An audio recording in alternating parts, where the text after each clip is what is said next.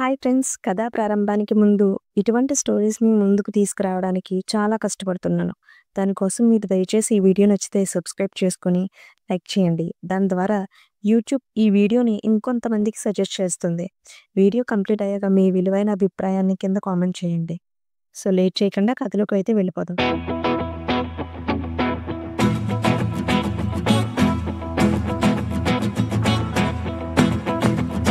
అది క్రీస్తు పూర్వం 400 సంవత్సరాల నాటి కాలం. ఉత్తర భారతదేశంలో హిమాలయ పర్వతాల తర్వాత అటవీ ప్రాంతాల్లో ఒక చిన్న రాజ్యం ఉండేది. అది నాగభైరవపురం. ఆ రాజ్యంలో మహారాజు విక్రమసేన తన పరిపాలనలో ప్రజల్ని కన్నబిడ్డల్లా చూసుకునేవాడు. ఈ రాజ్యంలోనే 1000 యోజనాల దూరంలో ఒక పురాతన గుహ ఉంది. దానికి నాగ గుహ అని పేరు. ఎవరు ఆ గుహలోకి వెళ్ళినా తిరిగి రాలేరు అనే ఒక అపోహ ఉండేది. రాజ్యంలో ఉన్నవారంతా ఆ గుహ పట్ల భయం కలిగి ఉండేవారు. ఆ రాజ్యంలోనే ఉన్న యువకుడు, అష్టాదశ విద్యల్లో ప్రవీణుడు అయిన యువరాజు విరాట్ తన తండ్రి మహారాజు విక్రమసేన చేతుల మీదుగా సంస్కార దీక్ష తీసుకుంటాడు. తర్వాత దేశ చరిత్రను తెలుసుకునే దిశగా ప్రయాణం మొదలు పెట్టమని చెబుతాడు మహారాజు. యువరాజు ప్రయాణానికి సిద్ధం చేసుకోవాలని బయలుదేరే ముందు ప్రాంతాలు, దేశంలో ఉన్న మనుషుల గురించి తెలిపే గ్రంథాలను రాజకోశాగారంలో ఉన్నాయని, వాటిలో ప్రధానమైనవి, ప్రమాదకరమైనవి తెలుసుకోవాలని చెబుతాడు మహామంత్రి. ఒకరోజు యువరాజు విరాట్ రాజకోశంలో పురాతన గ్రంథాలను తవ్వుతూ అక్కడ నాగ విగ్రహం కనబడుతుంది. దాని కింద ఒక గుండ్రని తాళం ఆకారం ఉంటుంది. యువరాజు దాని తాళం ముఖ్యమైన రాజప్రాసాదంలోని అవసరమైన ముఖ్యమైన వస్తువుల దగ్గర నుండి తీసుకుని దానిని ఓపెన్ చేయగా అందులో నుండి ఒక నాగశాసనం బయటకు వస్తుంది. అందులో ఒక వాక్యం ఇలా ఉంది: శివతపోభూతమై నిహితమైన నాగబంధ రహస్యాన్ని మృత్యు ప్రమాదం మధ్యనున్న యోగి గుహలో దాగి ఉంది.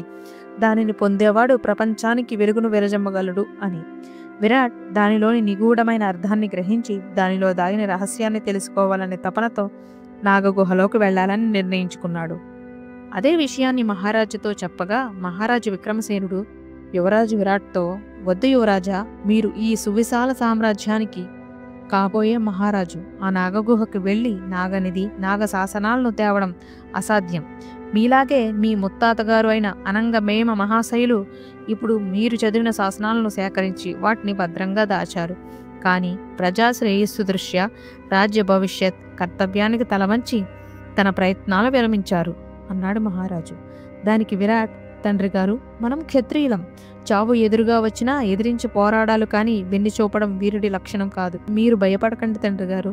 నేను నాగగుహకు స్వార్థంతోనో, సంపద కోసమో లేదా లోకాధిపత్యం కోసమో వెళ్ళట్లేదు. లోక కళ్యాణార్థం, రాజ్యక్షేమం కోసం ధర్మాన్ని ఆయుధంగా మలిచి పోరాడతాను. నేను ఇదంతా ఎందుకు చేస్తున్నానంటే నాగశాసనాల్లోనే ప్రపంచ విపత్తు పరిష్కారాలకి ఆయుర్వేదం లాంటి ఎన్నో రకాలైన జ్ఞాన సంపద ఉంది. వాటిని భద్రంగా తర్వాతి తరం వారికి జ్ఞానబోధలు, జ్ఞాన పాఠశాలల రూపంలో అందించాలి అని చెప్తాడు విరాట్. అలా మహారాజు ఎన్ని చెప్పినా యువరాజు విరాట్ ఆయనకు సర్ది చెప్పి ఒప్పించి వెళ్తాడు. విరాట్తో పాటు ధైర్యశాలి, బలవంతుడు అయిన సైనికుడు కేసరి, శక్తియుక్తులలో అపార మేధస్సు కలిగిన విరాట్ యొక్క స్నేహితుడు తామ్రధ్వజుడు ముగ్గురు నాగగుహ వైపు బయలుదేరారు. మార్గమధ్యంలో అడవిని దాటుకుంటూ వెళ్తూ ఉన్నారు. అడుగడుగునా భయానక శబ్దాలు, పాములు చుట్టిన విగ్రహాలు, విరిగిన శిలలపై పదచిహ్నాలు కనిపించాయి. ఇంత భయంకరమైన అడవిపై ఎవరు కన్నెత్తి కూడా చూడరు. అంత భయంకరంగా ఉంటుంది ఆ అడవి. ఆ అడవిని దాటిన తర్వాత ఒక చోట వారికి ఒక చిన్న గుహ కనిపించింది. అక్కడ ఒక బహుపురాతనమైన శిల ఉంది. దానిపై ఇలా రాసి ఉంది: పరమేశ్వరుని దీవెన లేకుండా ప్రవేశించిన వాడు శ్వాసను కోల్పోతాడు అని. వాళ్ళు దీన్ని చూస్తూ ఉండగానే గుహలో నుంచి ఒక మంత్రగాడు కనిపించాడు. తనను తాను ఇంద్రజిత్తుగా పరిచయం చేసుకుని అతను ఒక తాత్విక యోగి. ఈ నాగగుహకి రక్షణగా ఇక్కడికి వచ్చేవారికి మార్గదర్శకుడిగా ఉంటున్నానని చెప్పాడు. విరాట్ కూడా తనను తాను పరిచయం చేసుకుని తాను నాగ శాసనాలను ధర్మబద్ధంగా మాత్రమే ఉపయోగిస్తానని మాటిస్తాడు. దానికి ఇంద్రజిత్తు విరాట్తో, యువరాజా, మీరు ఈ గుహలకు వెళ్లాలంటే 3 పరీక్షలను ఎదుర్కోవాలి. 1. పాశవిక భయానికి ఎదురు నిలబడి నిజాన్ని పట్టుకోవాలి. 2. మనోభంగాన్ని జయించి శరీరాన్ని నియంత్రించుకోవాలి.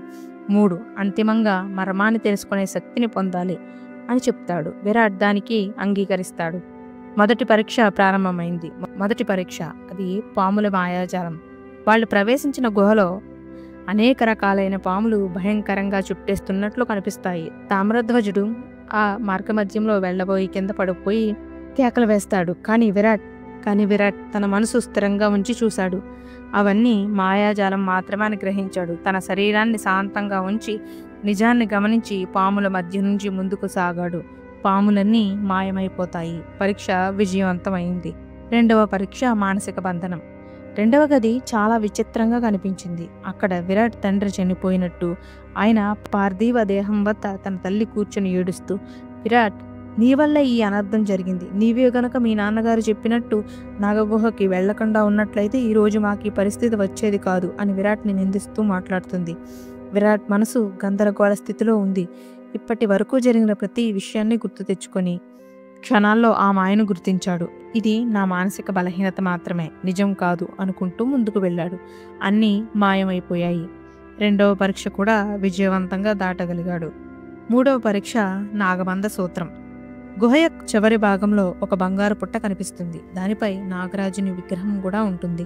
దాని కళ్ళల్లో ఎర్రని వెలుగుతో మెరిసిపోతూ ఉంటుంది. ఇంద్రజిత్తు ఇలా చెప్పాడు, ఈ పుట్టలో నాగబంధ శాసనం ఉంది, కానీ ఇది ఒక మంత్రానికి మాత్రమే అంగీకరిస్తుంది. అదే శివతత్వ జ్ఞానం. నీవు నిజంగా ధర్మ పరిపాలనాదక్షుడివై సత్యవ్రతుడివి అయ్యి ఉంటే ఆ పరమేశ్వరుని ధ్యానించి శివతత్వాన్ని పొందితేనే ఆ శాసనం బయటకు వస్తుంది అని చెప్తాడు. విరాట్ తన శరీరాన్ని నిలిపి మనస, వాచ, కర్మణ శివ తపస్సులో లీనమైపోయాడు. ఇలా ఆ తపస్సు అతనికి తెలియకుండానే కొన్ని రోజులు గడిచిపోయాయి. అతని తపోశక్తికి అతని చుట్టూ వెలుగులు విరజిమ్ముతాయి. ఆది మధ్యాంతరహితుడు ఆ పరమేశ్వరుని అనుగ్రహంతో ఆ బంగారు పుట్టపై ఒక బంగారు పాము దర్శనమిస్తుంది. ఆ బంగారు పాము విరాట్ని మేల్కొలిపి, యువరాజా, మీ సంకల్పానికి నేను ప్రసన్నుడనయ్యాను.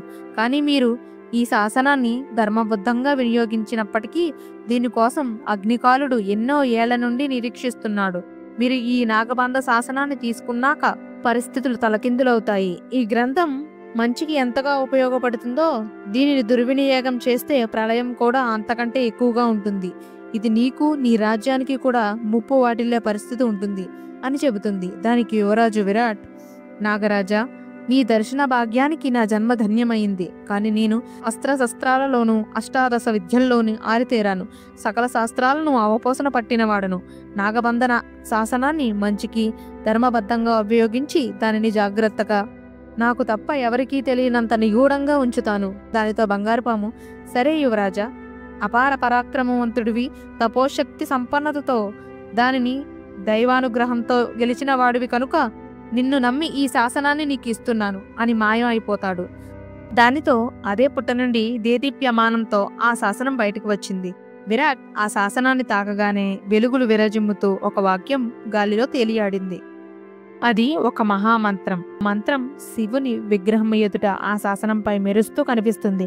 శివుని విగ్రహం నుండి ఒక అశరీరవాణి ఇలా చెబుతుంది, పరిస్థితులు శృతిమించి నీ చెయ్యి దాటినప్పుడు ఈ శివతత్వ మహామంత్రాన్ని నీవు జపించు అని. దానితో విరాట్ ఆ శివలింగానికి నమస్కరించి ఆ శాసనాన్ని తీసుకుని బయటకు వచ్చేస్తాడు. బయట ఇంద్రజిత్తు, తామ్రధ్వజుడు, కేసరి ముగ్గురు విరాట్ కోసం ఎదురు చూస్తారు. విరాట్ ధైర్య సాహసాలకి అతన్ని అభినందిస్తారు అందరూ.